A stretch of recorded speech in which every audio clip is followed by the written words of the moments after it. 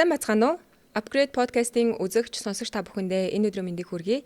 Бид бүхэн өнөөдрийн дугаартаа даатгалын салбарын талаар ярилцахаар Амар даатгал компаниг гүйцэтгэх захирал Хишиг төрөгөөрэй байна. Бидний урилга хүлээн авсан танд маш их баярлалаа. За энэ сонирхолтой подкастнда Амар даатгалын төлөөлөл болгоод урьж оролцуулж байгаа бодол маш их баярлж байна. Даатгал гэхээр одоо хүн болгон яг нэг мэддэг ч юм шиг, мэддэггүй ч юм шиг нэг тийм сэдв болчиход байна л да. Гэхдээ яг уг нь ярилцвал айгүй сонирхолтой. Тэгээ энэ талаар яг залуучуудын бас мэдээсээ бидний амьдралд хэрэгтэй шүү гэдэг санаа сэтэл мэдлэг өгөх зорилгоор таныг үрсэн. Тэгээд хамгийн эхний асуултаа би даатгал яг яагаад хэрэгтэй юм бэ?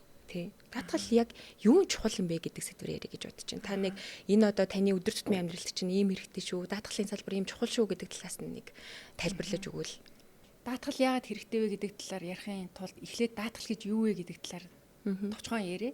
За даатгал гэдэг маань юу вэ гэхээр ирээдүйд учирч болох бидний урьдчилан таамаглаагүй тэр эрсдлээс гарах санхүүгийн одоо сөрөг үр дагаврыг одоо санхүүгийн дарамт багтаагаар даван туулах юм одоо санхүүгийн арга хэрэгсэл буюу механизм байгаа. За маш энгийнээр хэлэх юм бол за ирээдүйд учирч болох тэр санхүүгийн одоо эрсдлийг санхүүгийн одоо тэр дарамтыг өнөөдөр тодорхой маш бага хураамжаар одоо даатгалын компанид төлснөөр та тэр эрсдлээ бүрэн даатгалын компани руу шилжүүлэх боломжтой болчих.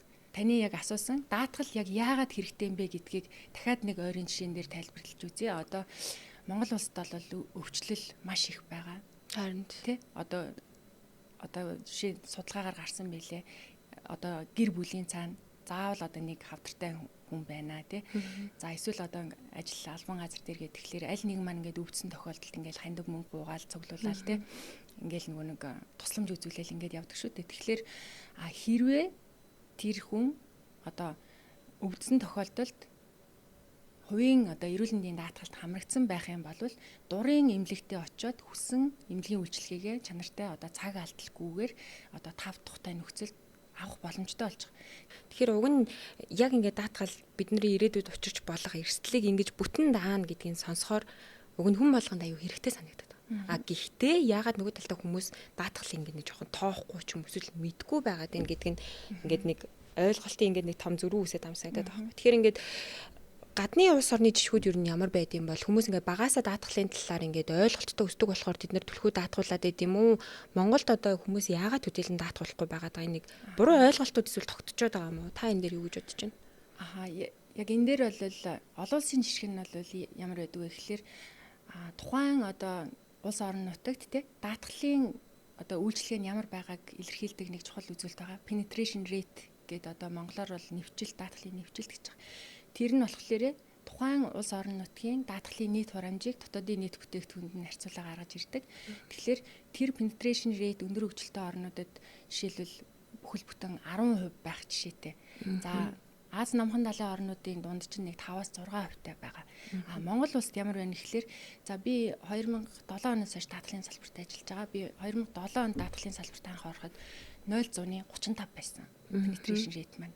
Өнөөдөр одоо 25 оны байдлаар энэ маань нэг 0.8% буюу одоо 1% ч хүрээгүй л ингээл байж явж байна. Монгол улсад даатгалын систем одоо сонгодог утгаараа гэдэг юм уу арилжааны бизнесийн утгаараа хөгжөөд одоо 90 оноос хойш арилжааны даатгалууд үүсч бий болсон л одоо Монголд нэг 17 ердийн компани 3 амьдралын даатгал нэг одоо давхар даатгалын компани гэдэг 20 даатгалын компаниуд үйл ажиллагаа явуулж байна.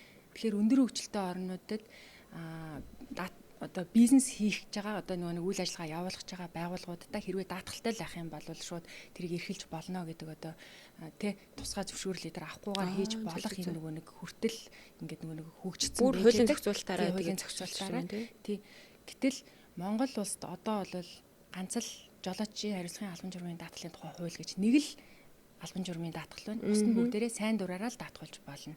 Даатгуулахгүй ч гэж болно. Тэгэхээр мэдээж өнөөдрийн анхдагч хэрэгцээ хүнд даатгал биш учраас энэ даатгал хэрэгцээтэй биш байна.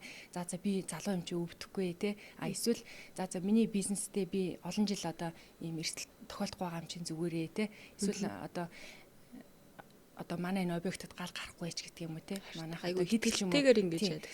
Энэ маань бас нөгөө талаасаа монголчуудын тайван зан, амьдралын хэв маяг те, номадик соёл. За тэгээд одоо цаашлаад энэ надад бол тохиолдохгүй те. Эсвэл одоо шашинтай холбоотойгоор муу юм яриад үтвэтвэ гэдэг те. Энтэл ерөнхийдөө бас холбож үзэж бас болно л. Нэрээс та үндэсний онцлогтой бас холбогдоод ирчихлээ тий. Бараг л муу юмыг дуудаад тийм гэж юу байсан тэхгүй ингэхгүй гэж хүмүүс аяг ярьдаг шүү дээ тий.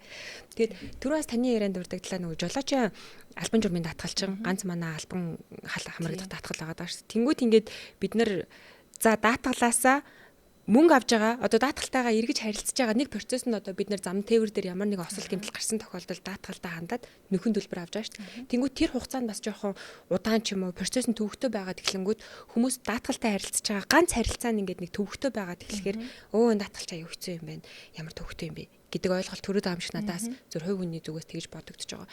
Тэгэхээр та бас мэрэгжлийн хүний зүгээс харахад Монголын даатгалын одоо энэ компаниудын нөхөн төлбөрөө өгж байгаа энэ хугацаа ч гэдэг юм уу хурд процесс нь олон улсын жишгтэй харьцуулахад ямар хөө байгаа. Бид нар хөл нийлүүлж байгаа мó эсвэл бас үнэхээр тийм яг удаашралтай байгаад байгаа юм. Яг таны одоо саяны хэлдэг шиг даатгалын нөхөн төлбөр одоо барагдуулах процесс нь төвөгтэй яригтэй байдлаас болоод одоо даатгуулагчийн те даатгалын компанид итгэл бага байгаа учраас бас энэ даатгалын хамрагдалт бага байж болно шүү дээ те.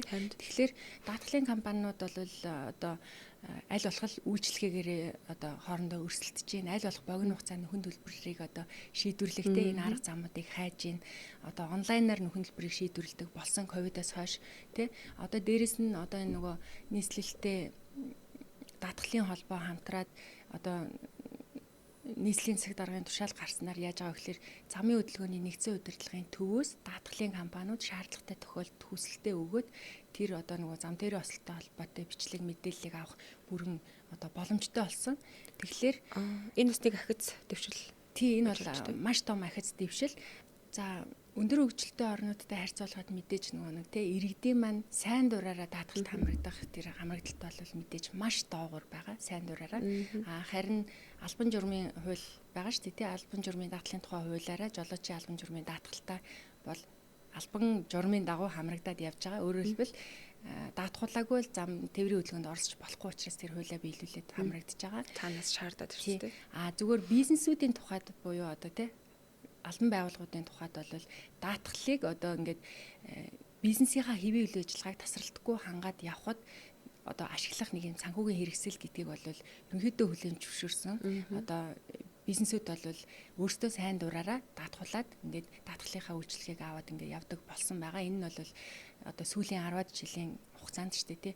Энэ дээр одоо гол нөлөө үзүүлж байгаа юмнууд гэвэл гадны одоо нөгөө нэг юугаар гадны санхүүжилтээр баригдаж байгаа томоохон мега төслүүдтэй эсвэл гадны санхүүжилттэй компаниуд цаанаасаа даатгал шаардж байна. Энэ нь өөрөө одоо бас нийгэмдтэй даатгалын салбарын хөгжилд дээрээс нь тэр тухайн бизнесүүд одоо үр ашигтай тий хэвийн тасралтгүй одоо ингээд өсөд явхад бол нэмэр болж байгаа. Саяхан бас нэг мэдээ явж исэн л та сайтуудаар нөгөө ипотекийн зээлэндээ даатгалтай байсан залуу гэр бүлийн тухай. Тэгээд зээлэндээ ороод удаагүй байхад нөхөр нь нас бараад тэнгууд тэд нар даатгалаасаа нөгөө нөхөн төлбөрөө аваад ипотекийн зээлээ ингэж төлөвлөсөн гэж би ойлгосон. Тэгэхээр ер нь бол яг хүмүүс өөрсдөө сайн дураараа хамрагдчих юм бол энэ мэтчлэн маш том эрсдлүүдийг хаах боломж бол даатгалууд олгоод байгаа.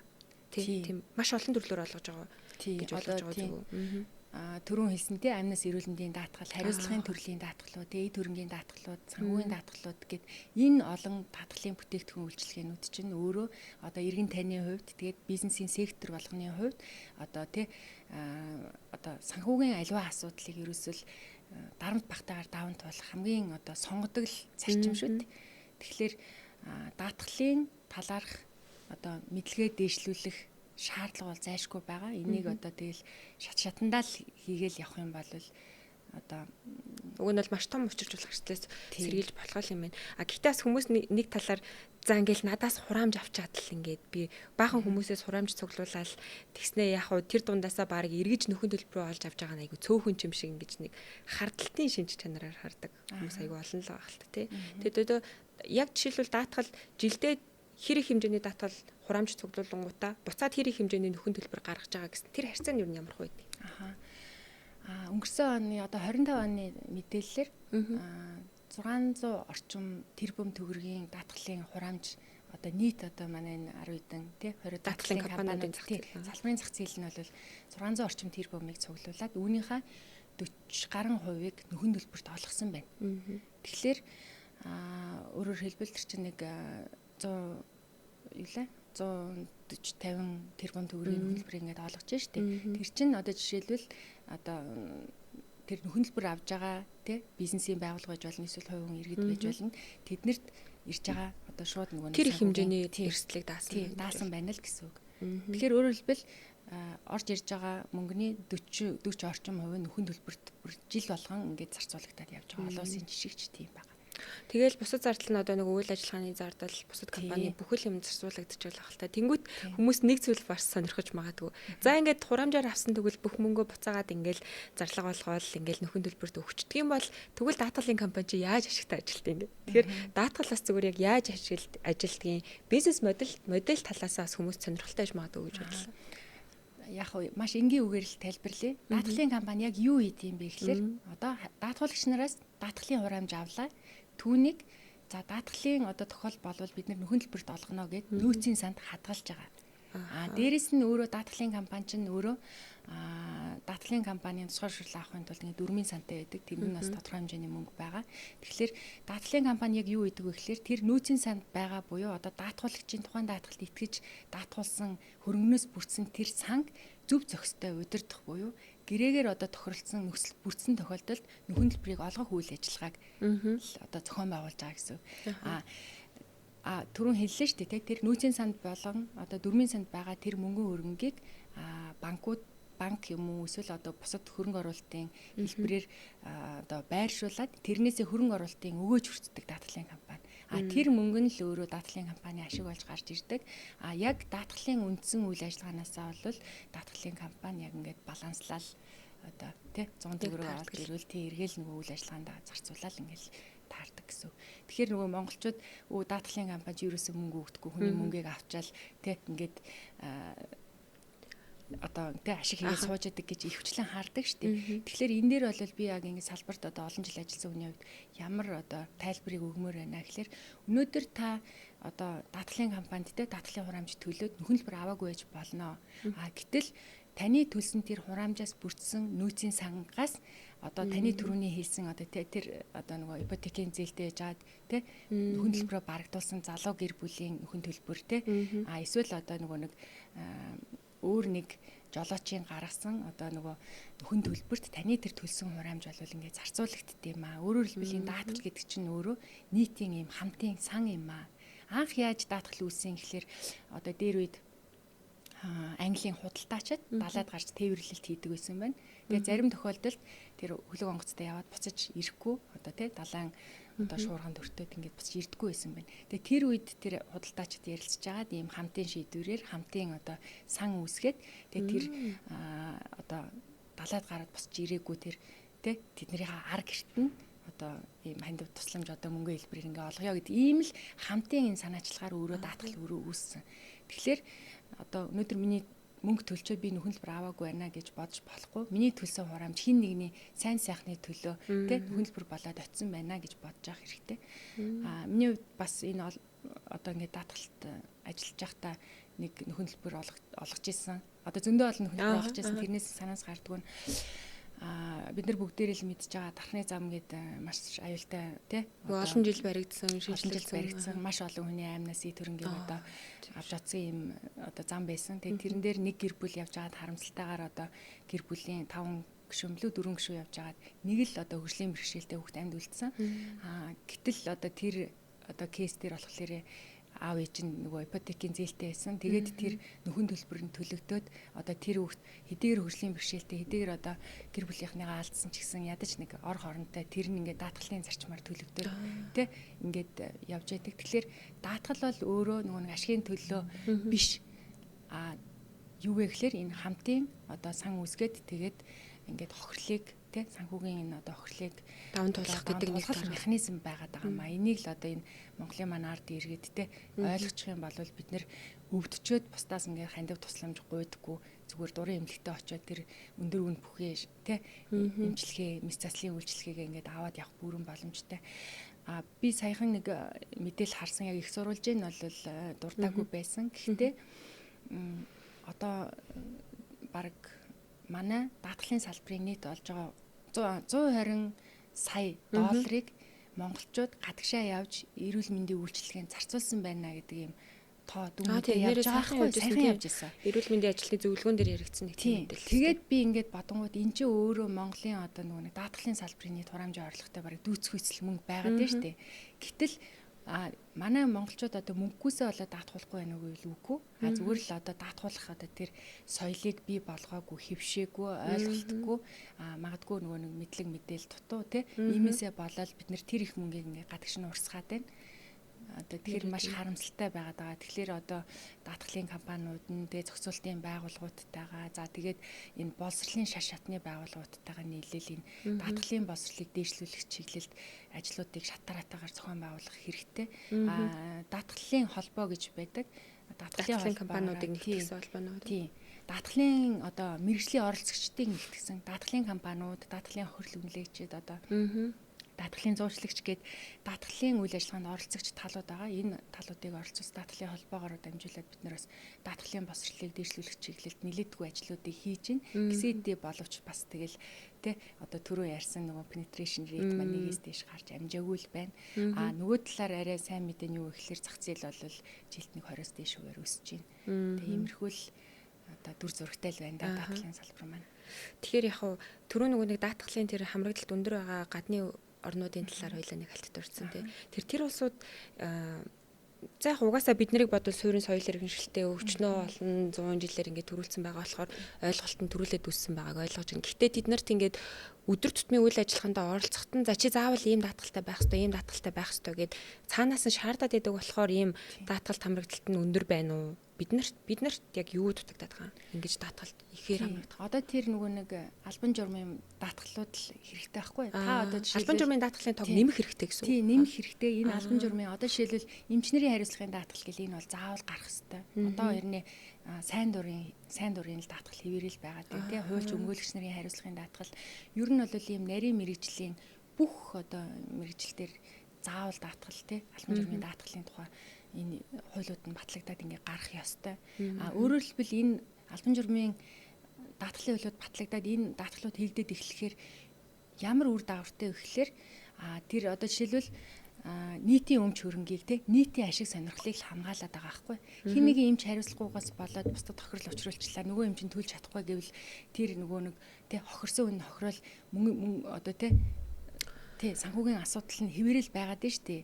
Нэрээ өстой эмчийн буруугаас болж ингэсэн тэгсэн гэдэг кейсүүд ч гэсэн зөндөө гарч ирдэг. Facebook дээр явж байгаад би ингээ хохирчлоо гэдэг байгаа боловч хүн хохирчлоо хин эмч ямар эмч буруутай ямар одоо эмнэлэг буруу гаргацсан гэдэг байгаа боловч энийг яаж залруулах юм бэ те? Яаж одоо энэ эмчнэрийн одоо хариуцлагагүй гас үүдсэн яг нийт эмчнэрийг хэлээгүй те энэ тохиолдлууд бас байгаад байгаа учраас л хэлж байна. Яг онцгой энэ буруугаас болоод тэр хохирсон этгээдийн одоо хохирлыг хэн барагдуулах юм бэ гэдэг асуудал чи өөрөө маш одоо хурц асуудал байгаа тийм. Энэ шийдэл юу вэ гэдэг чинь аягүй. Шийдэл нь угаасаа л даатгал. Одоо жишээлбэл та мэдж байгаа хад Дүнжин 10-ын те одоо газтай холбоотойгоор том осол энэ орон сууц маш олон одоо хэдүүлээ 200 гаруй айлын одоо ор хоронгүй болчоод хаана хэн барагдуулах юм бэ? Тэрийг төрөөс барагдуулаа гэл ингээл одоо стил барагдуулаагүй ингээд хэвээрээ байгаад байна. Энэ бүхний одоо хариулт гарц гаргалгаач угаасаа л даатгал тий.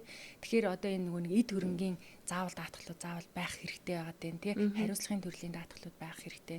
Хэрвээ тэр даатгалууд байх юм бол тэр даатгалын компаниуд ч өөрсдөө нөөцийн сандаа хийчээд саяных шиг тийм тохиолдлуудад нөхөн хэлбэрийг олгоод хинч одоо нөгөө тий охирохгүйгээр ингээд явж болж байна. Гэтэл яагаад тэр нөгөө нэг одоо зүгээр байж тал тэр нэг тий хүмүүсийн амьдарч исэн байшин шатчихад татвар төлөгч миний мөнгнөөс тий төр тэрийг даах хэрэгтэй юм би. Эн чинь өөрөө буруу гажуудалтай л бүр том системийн нэг тийм ойлголтын шалгал зүгээр. Би бол яг хөө иргэн хүнийхээ хувьд бас энэ даатгал тэр одоо ажиллаж байгаа хүнийхээ хувьд л миний одоо тий одоо хэлж байгаа шийдлэх юм бол энэ бүх асуудлуудыг нийтээр нь цогцоор нь шийдэх ганцхан механизм чи өөрөө даатгал байна. Ингийн тулд бид нар юу хийх ёстой юм бэ?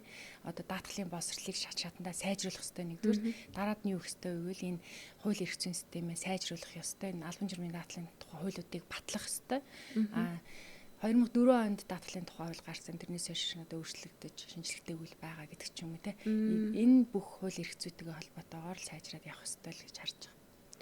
Тэгэхээр даатгал бол одоо ирээдүйдээ оруулж байгаа маш том хөрөнгө оруулалт танд учирч болох олон эрсдлийг ингэж одоо хааж чадна гэдгийг бол түрүүнээс ярианаас одоо үзэгч сонсогч нарт нэлээд сонссон ойлгож байгаа. Тэнгүүд гинт толгойд нь орж ирд.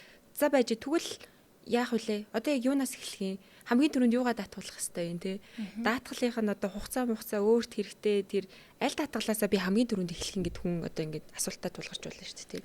Тэгэхээр одоо ямар арга хэмжээ авах? Хамгийн түрүүнд одоо жишээл та энэ даатгалд заавал хамрагдчихвал танд хэрэгтэй те гэж та зөвхөн мэрэгжлийн хүний зүгээс зөвлөгөө өгвөл. За маш сайхан асуулт байна. Яг энэ зөвлөгөөг өгөхийн тулд би эхлээд те одоо хувь хүнд нь ямар даатгал хэрэгтэй, байгууллагуудад ямар даатгал хэрэгтэй гэдгийг ингээд тусгаалаад ярив. Мэдээж хувь хүнд бол хүн эрүүл мэндтэй, эрүүл мэнд хамгийн чухал. Тэгэхээр эрүүл мэндээ залуу гэлтгүү даатгуулах хэрэгтэй. Яагтвэл Монгол улсад одоо энэ нөгөө эрүүл мэндийн суур нөхцөл байдал маш одоо тэг бидний идж байгаа хоол хүнс одоо амьдралын хэв маяг байгаа байдлаас тэг шалтгаалаад маш эрсдэлтэй байгаа. Тэгэхээр эрүүл мэндийн даатгалуудад зайлшгүй хамрагдж явах хэрэгтэй, сайн дурын даатгалуудад. Дээрээс нь гадагшаа явж байгаа, аялаар явж байгаа, дотооддоо аялж байгаа тохиолдолд аялахаас өмнө аялын даатгалуудад заавал хамрагдаарай. Зөвхөн аялын ч хугацаанд учирч болох бүхий л эрсдлийг одоо тэг нэг гэрээгээр л хамгаалж байгаа. Тэгэхээр маш бага хураамж төлөөд эдгээр даатгалуудаа авах хэрэгтэй. Өөртөө бас хариуцлагын даатгалууд авч явах хэрэгтэй тий. Таны одоо аливаа нэгэн санамсар болгоомжгүйгээр бусдад учраас охирлыг төлөх юм даатгалууд байгаа. Бизнес болон байгууллагуудад юу гэж зөвлөмөр байна гэхэлэр манай одоо жишээлбэл амар даатгалын хувьд яадаг вэ гэхэлэр бид нэр одоо шууд энэ даатгалыг аваа гэж зөвлөхөөсөө илүүтэйгээр танай бизнесийг очиж үзэн тэгээд бизнес дээр нь риск ассессмент буюу эрсдлийн одоо үнэлгээг хийн. За үнэлгээний дагуу эрсдлийн одоо тайлан гаргаж өгөөд түүний дагуу зөвлөмжүүд өгнө. За зарим тохиолдолд одоо дүрм журмаа сайжруулна, зарим тохиолдолд одоо яадий те хүний нөөцийн бүрдүүлэлтээ за эсвэл хүний нөөцийн бодлоготой өөрчлөлт оруулах юм байна. Гэх мэтлэнгийн зөвлөгөөнүүдийг өгөөд үйлдэлсэн өөрчлөлт хамгаалагдах боломжгүй одоо эрсдлүүд дээр иймэрхүү даатгалын бүтээгдэхүүнээр одоо зөвхөн танайд зориулсан байдлаар тусгаалсан саналыг боловсруулж өгнө.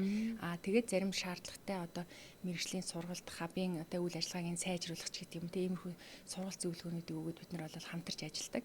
Тэгэхээр даатгал яаж одоо ажиллаж гэнэ вэ гэхэлэр нөхөн төлбөр гарсны дараа олгох биш анханаас нь нөхөн төлбөр буюу тэр эрсдлийг тохиолдохгүй байх дээр хамтарч ажиллая даатгалын компани те тэр эрсдлийг нь бууруулж өгье хамтдаа одоо энэ бизнесээсээ илүү одоо те үр бүтээлтэй одоо монгол хүмүүс маань одоо те илүү орлоготой ийм байхтал одоо даатгалууд нь хамтарч ажиллая л гэдэг ийм л саналыг тавьж байгаа. Тэрнээс биш одоо шууд энэ бүтээгдэхүүнийг аваа энийг даатгалаа аваа тэдэн төгрөгөө гэж ерөөсөө тийм үйлчлэгээ үзүүлдэг биш шүү дээ. Даатгалын компани ч өөрөө эрсдлийг удирддаг, эрсдлийг удирдахад зөвлөгөө өгдөг, эрсдэл учирсан тохиолдолд нөхөн төлбөрийг олгоод те хэвийн байдалд нь оруулдаг ийм л үйл ажиллагаа явуулж байгаа байгууллага шүү дээ. Яг уг нь ингээд яг ярихаар хүмүүсийн илүү ингээд гоё, аюулгүй, эрсдэлгүй ирээдүг нь ингээд хамтдаа ингээ хамгаалъя гэж санал болгоод байгаа болохоор уг нь айгу гоё боломжууд л санагдаад. Гэтэ яг түрүүнээс хойш ингээд нөгөө бизнест болон эрүүл мэндэд учирч болох гэхээр нэлээ ингээд одоо том ч юм шиг өөрт нийцэж тохиолдохгүй ч юм шиг хүмүүсээс ингээд хол хөндий бодоод иж магадгүй. Магадгүй жишээлбэл ахуйн одоо осол гэмтэл ч юм уу одоо бүр энгийн өдөр тутмын амьдралд учирч болох эрсдлээ ингэж даатгалаар одоо хааж исэн тийм онцгой тохиолдол кейс ч юм уу танд ингээд зүгээр сонирхуулаад жишээ болгоод ярьчих тийм зүйл одоо танд орж ирж байна. Хүмүүс ингээд даатгалаас нөхөн төлбөр авах боломжтой, даатгалтайгаа ингээд харилцаатай байх боломжтой. Одоо жишээ нь иргэн үеийн хувьд хүн те одоо нэг эрсдэл хаанаас ч гараад ирж болно. Магадгүй өвөл халтраад унж болно. Тийм биз дээ. Би заалан тоглож байгаа шагаагаа гიშгэж болно. Ажилдаа явж чадахгүй, цалингаа авч чадахгүй би ингээд надад би хөлөө үзүүлэн те надад эмнэлгийн имчилгээний зардал гарч ийн. Тэгэхээр та хэрвээ одоо эрүүл мэндийн даатгалтай авах юм бол тэ эрүүл мэндийнхаа эмнэлэг төлсөн зардлаа буцаагаад авчна. Тэгээ гинтээ ослын даатгалтай авах юм бол тэр хөдөлмөрийн чадвар алдсан хоногоор нөхөн төлбөр авчин. Тэгэхээр чин цалингаа авсан юм шиг л ингээд нөгөө ямар нэгэн санхүүгийн гар цохирлогоор даван туулах бүрэн боломжтой байхгүй. Тэгэхээр энэ нь өөрөө одоо даатгал авах гэдэг юм уу, даатгалд төлөх тэгээд даатгалаасаа дараа нь хөндлөлбөр авах процесс нь тийм хэцүү биш ээ. Маш амархан зайнаас бүгдийг авч болно тий. Тэгэхээр одоо би яг энэ подкаст үзээд сууж байгаа одоо залуучууд гэдэг юм уу тий. Одоо бүхэл насны хүмүүс юу зөвлөх гээд байна гэхээр одоо энэ бол маш хэцүү юм аа гэж битээ бодоо. Энэ бол маш амархан тий. Энэ бол амархан тий. Зайнаас бүх үйлчлэгийг авчна. Одоо яг өөрөө энэ үйлчлэгийг аваад мэдрээд тэгжээж л та одоо нэг эцсийн шийдвэрээ гаргаад өгнөлтөө идэхгүй бусдын амаар гэдэг юм эсвэл одоо бусдад те учирсан тэр нөгөө сөрөг кейс дээр битээ одоо өөрийнхөө энэ байх те одоо ирээдүгөө эрсдэл тохиолдсон ч гэсэн юм санхүүгийн одоо дарамт багтаагаар даван туулах энэ боломжоо битээ ингэж алдаач ил гэж хэлмээр байна л да. Ингээр нэрээ ялтч айгу ойр сонсогдож байна. Жишээлбэл би өвдөд нэг хэд хоног ажилдаа явж чадахгүй бол одоо цалингүй яана, гинтийн гарах эрүүл мэндийн зардлуудыг яана гэхгүйгээр тэр чинь уг нь даатгал танд тус болох нь шүү дээ. Тэгэхээр магадгүй хүмүүс би тэгвэл даатгалд хамрагдъя. Гэхдээ энд одоо жишээлбэл даатгалд хамрагдаж эхлэх тохиромжтой хугацаа ч юм уу тий одоо тэр насны хүмүүст л даатгал хэрэгтэй гэсэн юм бол одоо богт байхгүй гэж бодлоо зөв. Цэцэрлэгийн яснаас ахуулаад бүх насны хүмүүст л хизээч хамаагүй ер нь л боломжтой бол даатгалд хамрагдах хэрэгтэй. Тийм. Тохиромжтой хугацаа гэдэг дээр яг нэг л хариулт орж ирж байна л да. Ерөөсөө эрсдэл учраагүй байхад л та даатгуулаад эхлэе, тий. Яагад л эрсдэл учрах магадлал байгаа штэ, тий. Яг даатгал гэдэг бол магадлал гэдэг үгтэй салшгүй холбоотой. Яагад л даатгал гэдэг чинь өөрөө танд учрах гэдэг одоо тий тэр бизнес дээр учрах гэдэг тэр эрсдлийг магадлалын онолоор ингэж тооцоолоод актуар тооцоол хийгээд тэгээ мэржлийн дагуу тайлбарлах юм бол тэгээд за энэ эрсдэл тэдний магадaltaгаар учрах боломжтой байна гэдгийг гаргаж ирээд тэгээд ингээд даатгах байгаа шүү дээ тий.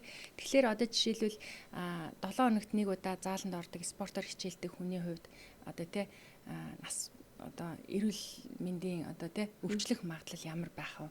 Хөдөлгөөн идэх хүнийх ямар байх вэ? Эсвэл одоо 7 хоногт нэг удаа спиртийн төрлийн зүйл хэрэглээд идэг эсвэл тамхи татдаг хүний тэгээ уушгины өвчл энгийн үнийхээс арай их байна шүү дээ. Тэгэхээр энэ бүх магадлалыг тооцоод ийм эрсдлүүд учирч болох нэ гэдгийг ингээд тооцоолоод ингээд гаргаж ирээд тэгээд танд тэр шаардлагатай даатгалын бүтээгдэхүүнүүдийг чинь одоо айлч даатгалын компанийн те хэрвээ та нэг алхам хийгээл ингээл холбогдох юм бол бүгдийн сайхан хилээд өгчин. Тэгэхээр даатгалд хамрагдах хамгийн тохиромжтой хугацаа бол ерөөсөө эрсдэл учраагүй байхад одооноос эхлээл даатгуулах хэрэгтэй. Тэрээс би залуухан байна би одоо өвдөхгүй гэж болохгүй те надад ийм одоо би жишээлбэл ийм зөв хүн юм чи надад ийм осол тохиолдохгүй гэж болохгүй. Яа тэгэхээр энэ Монгол улсын маань одоо те нас баралтын шалтгаануудын одоо хамгийн түгээмэлт нь одоо зам тээврийн осол явж штэ зөнхлөх шалтгаан. Жилдээ бараг 600-аад хүний амнаас эрсдэж байна. Тэгээ бид нар чинь одоо нөгөө nomadic people-тэй ингээд зундаа сайхан агаар салхинд гармаар бүгдээрээ л нутаг руугаа явмаар байна. Гэтэл бидний одоо энэ зорчиж байгаа замын нөхцөл байдал юу вэ? Та бол үнэхээр одоо хариуцлагатай жолооч байж болно. Та тэ одоо ослаавар хийдгүү байж болно. Гэтэл бусдын буруугаас болоод одоо тий хэний ч амнаас одоо ингээд эрсдэх боломжууд нь ингээд байгаад байна. Энэ эрсдлүүд бол дагуулад байна тий. Тэгэхээр л одоо ингээд нэг эрсдэл учраагүй багтлал даатгуулаа л гэж хэлмээр байна. Тэгэхээр та өөрөө хэдий хариуцлагатай байсан ч гэсэн одоо бус хүмүүс хариуцлага гэж болно шүү дээ. Надад эрсдэл учруулж болохгүй ч хин нэгэн надад зэрэгцээд байгаа гэж бодохоор ялцчвал би ихтэй яг түрүүнээс хойш нөгөө таны ажил мэргэжлийн онцлогтой холбоотой нэг юм асуумаар санагдаад даатгал эрсдэл гэд нэлээ ярьлаа л да тий. Хүн болгон нэг шийдвэр гаргахдаа тэрнийхээ эрсдлийг тооцно гэдэг нь аюу хэцүү байдаг шүү дээ. Тэрийг яаж бүтэн зургаар нарах уу гэдэг ч юм уу тий. Энд надад ямар эрсдэл учирч болох юм бол гэд. За энэ яг даатгалын салбарт хамааралтай биш. Би зүгээр тэнийг мэрэгжлийн хүн учраас энээс сонирхож асуумаар санагдсан. Хүн ер нь аливаа нэг шийдвэр гаргахад өөртөө учирч болох хамгийн тэр том эрсдлүүдийг харахын тулд ийм аргачлал байдгаа ч юм уу тий. Энэ гурван асуултанд хариулах юм бол таны хамгийн том эрсдлүүд чинь гарч ирнэ ч гэдэг юм уу. Нэг тийм аргачлал гэж юу байдаг вэ? Хүн өөртөө учирч болох эрсдлээ өөрөө ингэж оншилж гэх юм уу илрүүлж гаргаж ирэх тэр боломж нь хэмжүүр нь юу вэ? Эрсдэл гэж үзэх. Аха. Би зүгээр сонирхоод л асуусан. Яг ийм л юм бодогдож байна л та. Одоо жишээлбэл хүн болгоны амьдралын хэв маяг, онцлог, тэ гэр бүлийн хүмүүжил, шийдвэр гаргалтанд нөлөөлөх одоо голлох, зөнхлөх хүчин зүйлсүүд нь өөр одоо янз бүр байгаа. Тэгэхээр хүн болвол мэдээж одоо амьдралаа одоо зөв төлөвлөхийн тулд эсвэл одоо тэ ингээд одоо амжилттай байхын тулд гэдэг юм уу тий ингээд мэдээж өөрийнхөө амьдралыг ингээд прогнозлоо шүү дээ тий жишээлбэл одоо миний амьдралын хэв маяг одоо нэг өөр за зүгээр жишээ авъя те одоо ингээд таксинд явдаг нэг хүнийхтэй харьцуулахад харьцангуй арай нөгөө нэг одоо эрсдээс өөр штэ. Хэм маяг нь өөр. Хэм маяг нь өөр. Тэгэхээр хүн болгон өөрийнхөө байнга тэр давтагддаг үйлдэлүүд одоо байнга юун дээр л за миний эрсдэл ийм байж болох юм байна гэдэг одоо дүгнэлтийг гаргах ер нь бол боломжтой л гэж хараад байна л та. Тэгээ тэрнээсээ урьдчилан сэргийлэх урьдчилан сэргийлэх боломжтой. Жишээлх юм бол нөгөө таксинд явдаг бат маань те өдөржингөө ингээд зам тээврээр одоо хөдөлгөөнд оролцоод байгаа учраас би өдөржингөө овс суудаг надаас илүү зам тээврийн осолд өртөх магадлал нь арай их байх гэдэг шүү дээ. Тэгэхээр тэр одоо тээвэр эрслийн даатгалаа өөрөөс учирч болох тэр бусад учруулж болох хариуцлагын даатгалаа илүү хийлгэх хэрэгтэй гэдэг нэг санаа гарч ирж байна шүү дээ тий. Жишээлбэл өөр тохирсноо тэгж олж болно. Тий, өөр тохирсноо өөр тохирсон эрсдлээ тэгж бас харж болно л гэсэн үг. Жишээлбэл би тамирчин хүн байлаагүй л миний одоо зааланд тий гэмтэх магадлал одоо зааланд ордгоо хүмүүсийнхаас хоёр одоо баг одоо маш их штэ тий огт орохгүй байгаа юм чинь тий гэдэг ч юм уу. Харин тэгэхээр нөгөө би зүгээр яагаад ингэж бодсон гэхээр хүмүүст ингээд за албан журмын даатгалтай ингээд хамрагдчихлаа. За эрүүл мэнд очирч болох юм байна. Гэтэ нөгөө таны яриан зөндөө дүрцгээс. За би ч гайгүй дээ. Ингээл ажил гэр хоёрын хооронд яваад л идэг. Тэгээд надад ямар юмныхан даатгал хэрэг байх вэ гэж бодож иж магадгүй гэж бодоод. Гэтэ яг ингээд хүн болгоны амьдралын хэм маяг давтагдмал тэр үйлдэлээс нь хамаарат очирч болох эрсдлүүд нь бас ингээд түгээмэл байгаад байгаа байхгүй. Тэрийг нь л харин яаж гаргаж ирж ойлгох вэ гэдэг бодоод асуусан. Тий. Энэ дээр нэг дахиад нэг юм хэлэхэд та одоо маш зөв хүн байж болно, хариуцлагатай хүн байж болно. Гэтэл бид нэр одоо ингээд те нийгмийн амьтан одоо хүмүүстэй одоо нийгмийн харилцаанд орж амьдарч байгаа. Тэгэхээр бусад хариуцлагагүй этгээд юм буруугаас болоод танд одоо хөрөл учрах, эрсдэл тохиолдох магадлал байсаар л байна гэдгийг л айгүй маш сайн ойлгох хэрэгтэй. Яг тэгвэл одоо ингээд зам тээврийн ослоор маш олон хүний аймнаас эрсдэж जैन тэгэнгүүт тэрний зогмлох шалтгаан нь юу байна гэхэлэр дандаа л нөгөө нэг арх согтууруулах ундааны зүйл хэрэгэлсэн үедээ тээвэрлж олоодсноос болол тий хүний эрдэнэ таймыг авч одож штэ. Тэгэхээр тийм хариуцлагагүй хүмүүс донд бид нэр амьдарч байгаа учраас эрсдэл бол хажууханд байна л гэдгийг ойлгох хэрэгтэй. Тэгээд тэрнээс сэргийлэх арга хэмжээг авах хэрэгтэй. Яг тэгвэл аль гэр бүл одоо бизнес дээр те нэг ослоллоо нэг асуудал боллоо гэх тэрний ард дандаа санхүүгийн сөрөг үр дагаврууд явж идэг. Энэ нь өөрөө байнгын одоо хэвийн тасралтгүй үйл ажиллагааг те тасралтгүй амьдралыг ингээд одоо юу гэдгийг дуусгаж идэг, устгах идэг тийм л юм байдаг байхгүй. Тэгэхээр та бас даатгалын салбарт олон жил ажилласан хүний хувьд хүмүүс ингээд нэг даатгалын салбарын талаар нэг буруу ойлголттой одоо жишээлбэл за түрүүн хураамжийн талаар жишээлбэл зүгээр л хураамж авчаал байж байдаг гэж ойлгодог ч юм уу. Яг таны санаа бодолд хүмүүст энийг нэг зөв тайлбарлаад хэлчих юмсан. Уг нь бол тийм биш шүү гэж ингэж залруулж хэлмээр байдаг тийм буруу ойлголт ер нь таны санаанд орж ирж байна. Хүмүүсийн дүн түгээмэл байдаг.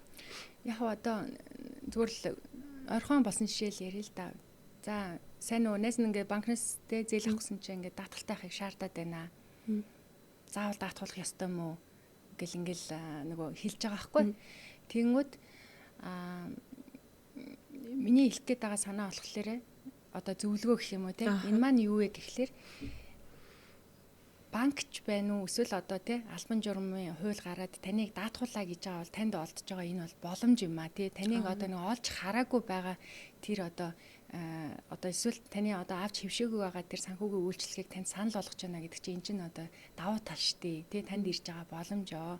Тийм учраас өнөөдрийн төлж байгаа тэр даатгалын хураамжийг зардал гэж бити хараа. Энийг одоо тий ирээдүйд учирч болох би эрсдлийг хамгаалж байгаа зөв арга хэрэгсэл юм а. Энэ бол санхүүгийн соёл юм а. Энийг ойлгоод тий одоо жишээлбэл хүмүүс одоо янз бүрийн зүйлээр одоо ингээл нөгөө өрсөлдөж уралдаж штэ тий. Тэгэхээр би одоо даатгалтай байна гэдэг нь би одоо шинэ үеийн ирээдүгөө одоо те эрсдлээс хамгаалсан ийм одоо санхүүгийн соёлтой энэ нь бол ялгарл юм а гэж бас ингээд хаардаг ийм шинэ үеийн залуучууд би болвол энэ цаашлаад те даатгалын салбарын хөгжил цаашлаад энэ нийгмийн эдийн засгт маш эерэг нөлөөллүүдийг авчирнаа. Даатгалтай байна гэдэг чинь өөрөө нийгэмд учрах нэлээд олон санхүүгийн асуудлуудыг цогцоор нь шийдэж өгөх одоо ийм санхүүгийн хэрэгслэл гэж хэлмээр том зураг. Тэгэхээр бас санхүүгийн соёлын үед маш том хэсгийг эзэлж шүү гэдэг гэсэн санаалал нь хэрэг таалагдлаа. Тэгээ би бас хүмүүс ингээд даатгалын талаар буруу ойлгосон зүйл байдаг бол тэрийг ингээд нэг ч гэсэн зөв ойлголт аваасай. Хүн болгон л ингээд ирээдүйдээ сайхан амьдрахын тулд л өдрө болго ингээд өглөө оройгоо ажиллаад ирээдүйд би нэг ингэн гэл гоё юм зорьсон явж байгаа шүү дээ. Тэгэхээр ирээдүйд амьдралаа илүү гоё болгохын тулд туслах уг нь ийм том арга хэрэгсэл ийм арга зам хүмүүс бодоод толцсон биз дээ. Даатгал гэдэг тэр талаар илүү судлаасаа гэсэндээ бас өнөөдрийн дугаарт даатгалын салбараар бүр зориуд ярих гэж бодоод таныг урьсан. Тэгээ амар даатгалын хувьд бас хүмүүсийн одоо даатгалын одоо ойлгох ойлголтыг дээшлүүлэхийн төлөө гэх юм уу да одоо хийж байгаа онцлог ажлуудаасаа байвал та дурдж өгөөч. Танах одоо хүмүүсийн энэ талаар салбараа илүү ойлголттой хүмүүсийг ойлголттой болгохын тулд ер нь ямар ажлууд хийж байгаа вэ? Бид нэр одоо даатгалын боловсрал гэж түрүүнээс шарш ярьлаа шүү дээ. Тэгэхээр бид нэр одоо цэцэрлэгүүд рүү чиглэсэн, сургуулиуд руу чиглэсэн одоо тэр ирээдүйн харилцагчаа бэлдэх зорилготой те даатгалын боловсролыг дээшлүүлэх чиглэлтэй хөтөлбөрүүдийг хэрэгжүүлдэг. За санхүүгийн чиглэлээр буюу одоо ирээдүйд одоо даатгалын мэргэжилтэн болсон хүчин болох тэр оюутнууд руу чиглэсэн үйл ажиллагаануудыг хийдэг. Одоо жишээлбэл бид нэр цалинтай оюутан гэд те одоо оюутан байж болно манай дээр ирээд даатгалын мэргэжилтэн болоод мэрэгшээд давхар одоо цалин аваад оюутан байхдаа ч гэсэн ингээ ажиллаж болно. Салбараа бүр ихтэйс нь ойлгоод явна. Тий, одоо ер нь бол даатгалын мэргэсэн болсон хүчин бас хомсдолтой байдаг учраас тэрийгээ бид нэр одоо бэлтэж जैन те мэргэжилтнээ бэлтэж जैन, ирээдүйн харилцагч нараа бэлтэж जैन. За дээрэс нь одоо даатгуулаад сурцсан даатгалын харилцагч нартаа зориулаад бид нэр одоо жишээлбэл амар даатгал гэдэг фэйсбүүкээрээ дамжуулаад давхар даатгалын одоо шинэлэг гарсан мэдээл наа хавг ингээд байнгын тасралтгүйгээр түгээж ийн. Дээрээс нь бид нэр манай дээр нэг амрын эмч гэдэг ийм одоо хөтөлбөр гэх юм уу? Амрын эмч. Тий нэг тий. Тэгэхээр мэрэгжлийн эмчээс яг цаг үеийн нөхцөл байдалд нь тохирсон одоо тий зөвлөгөөнүүдийг ингээд байнгын хүргэдэг. Тэгээд дээрэс нь түрүүн даатгалын холбоо гэж ярьсан. Монголын даатгалын холбооны ерөнхийлөгч нь манай амар даатгалын ерөнхийлөгч Бацал гэж энэ одоо салбартаа олон жил ажилласан хүн байгаа. Тэгэхээр бид нэр бас энэ нөгөө даатгалын холбоогоор дамжуулаад тий одоо нийтийн даатгалын боловсролыг дээшлүүлэх, за энэ даатгалын одоо хүртээмжийг нэмэгдүүлэх чиглэлд маш одоо манлайлж ажилладаг аа. Сонсоход бас таатай байлаа. Яг эцсийн зорилго нь л нөгөө түрүүний дурдсан шиг хүн болгоны амьдрал нэг эрсдэлгүй, эрсдэл учирсан ч тэрийгээ дагаад гарах юм чадвартай байгаасаа гэдэг зорилгоор ажиллаж байгаа болохоор сонсоход таатай байна. Тэгээд бидний урилгыг хүлээн авч ирээд энэ богинохон хугацаанд даатгалын талаар маш үнэтэй зөвлөгөө өгсөн танд баярлалаа. Та бүхний цаашдаа ажил хүссэн өндөр амжилт хүсье. Бас түрүүнээс хойших яриан дунд миний асуугаагүй үлдсэн магадгүй таны нэмж хэлхийг хүсэж байгаа зүйл байвал та хэлж болно. Танд тийм үлдсэн зүйл байгаа юу? За маш их баярлалаа. Яг энэ даатгалын одоо тий мэдээллийг нийтэд түгээн дэлгэрүүлэх энэ ажилд тий бас та бүхэнд энэ удаагийн дугаараа одоо зориулж байгаад маш их баярлалаа. Тэгээд